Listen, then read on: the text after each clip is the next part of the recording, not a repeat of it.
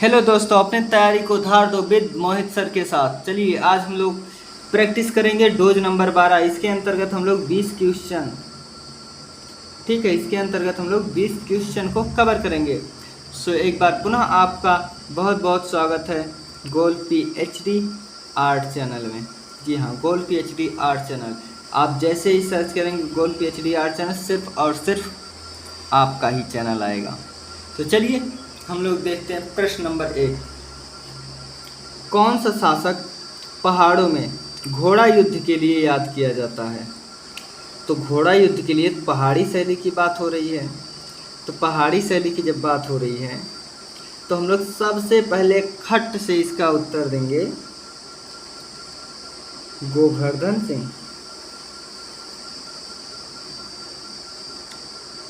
देखिए, कहीं कहीं राजा मान सिंह बताया गया है, कहीं कहीं गोवर्धन सिंह। तो इसलिए आप दोनों को जानते रहिएगा, ठीक है। कितने को? दोनों को।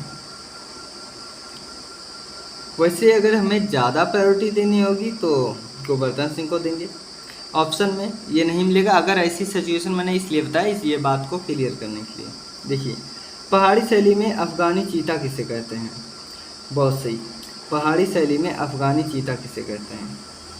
तो ये अफ़गानी चीता कहते हैं हम लोग मान सिंह को। देखिए, अगर प्रायोरिटी की बात होगी गोवर्धन सिंह ही देना, इसको आप कट कर देना हल्का से, ठीक। चलिए प्रश्न नंबर 3। मोहनजोदड़ो से प्रताप योगी या पुरोहित जिसे कहते हैं कि मूर्ति की लंबाई है 10.5 नहीं, क्यों?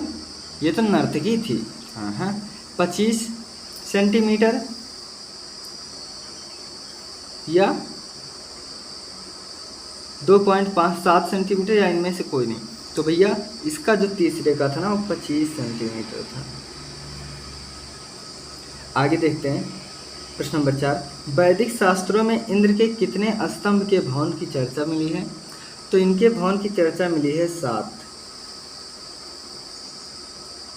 हम लोग इसलिए जल्दी जल्दी चल रहे हैं ताकि हम लोगों का ज़्यादा समय ना हो और फास्ट रिवीजन जैसा ही फास्ट रिवीजन लगे, ना कि बहुत ज़्यादा बछौला। प्रश्न नंबर 5। भरहुत के स्तूप का व्यास कितना है?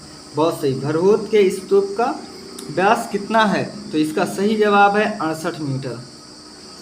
अपभ्रंश शैली का परिष्कृत रूप या परिमार्जित रूप क्या है? तो अपभ्रंश का जो है वो आपका क्या है? तो वो है आपका राजस्थानी शैली, ठीक है। किस कलाकार के बड़े भाई प्रसिद्ध हिंदी साहित्यकार थे? बहुत सही, तो ये थे आपके अपने राम कुमार, ठीक है। अब आगे हम लोग देख लेते हैं।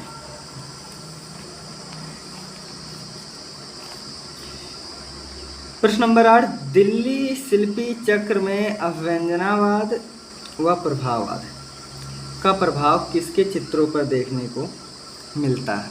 तो जिसका सही जवाब है KS कुलकर्णी साहब के। किसके? KS कुलकर्णी साहब के। प्रश्न नंबर 9।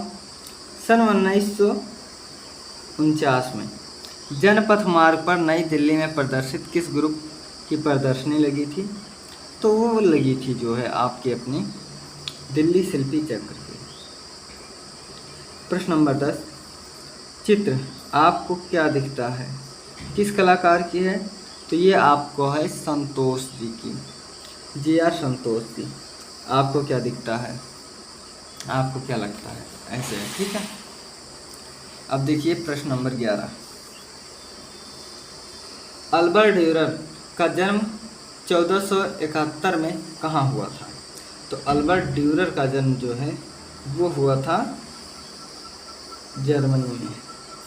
फ्रांस का जन्म कहाँ हुआ? तो रेम्ब्रांट का जन्म कहाँ हुआ था? डच कलाकार थे। प्रश्न नंबर 11। अर्ध पुनर्जागरण का महान चित्रकार था जियोत्तो। कहाँ है? ये है जियोत्तो। मैं एक नई आदिम कला का प्रणेता हूँ। क्या? मैं एक नई आदिम कला का प्रणेता हूँ।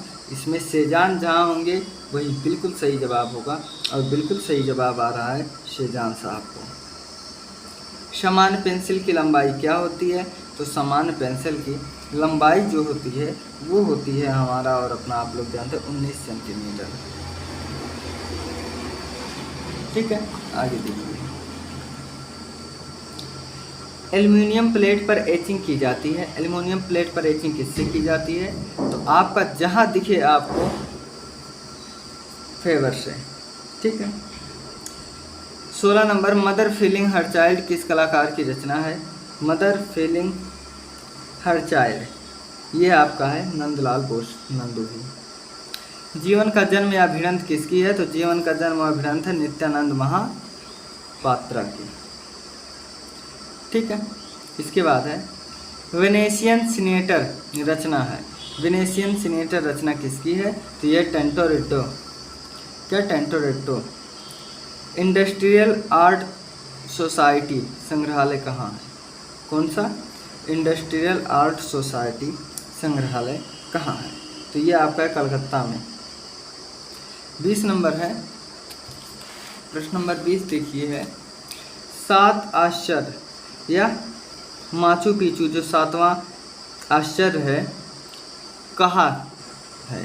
तो ये आपका है पेरू में। So thanks for watching this video. हम लोग टेस्ट कर चुके हैं अपनी प्रतिभा को डोज नंबर 12 के साथ। Thank you.